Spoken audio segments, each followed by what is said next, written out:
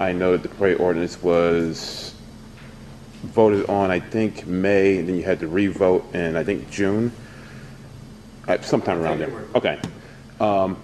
At that time, I noticed that there was going to be an ad hoc committee to address all the concerns with that parade ordinance because there were some serious concerns. That ad hoc committee has not met yet. I want to find out what's going on with that committee. First off, it is a parade ordinance.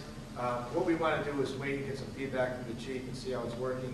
I know, I don't mean to pick on Jean, but she does use it a lot, and it works pretty good. So in terms of, we've never turned an application down.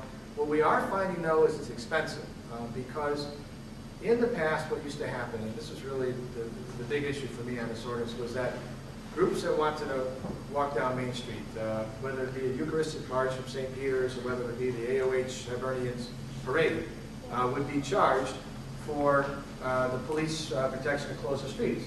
So we would generate a bill of, and on a Sunday, that's about $4,000 or $5,000 because I have minimums for the police officers and everything else. We would generate a bill, I'd have to run after them, chase them to pay the bill. Sometimes they would, sometimes they wouldn't. Then we had other groups that would have parades and would generate a bill, but would never pay. So what I like about the ordinance now is we don't bill at all.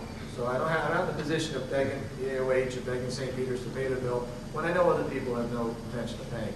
It puts everybody on a level playing field. That's the good news. The bad news is we probably have rung up about $150,000 in police charges for all the parades and things that go on. The night of the ordinance that we did, the ICE, not ordinance, but the ICE meeting was the $15,000 night. So those numbers, they escalate quickly, that's been a problem. But I don't think we should charge them to just make us too much of a headache trying to chase people.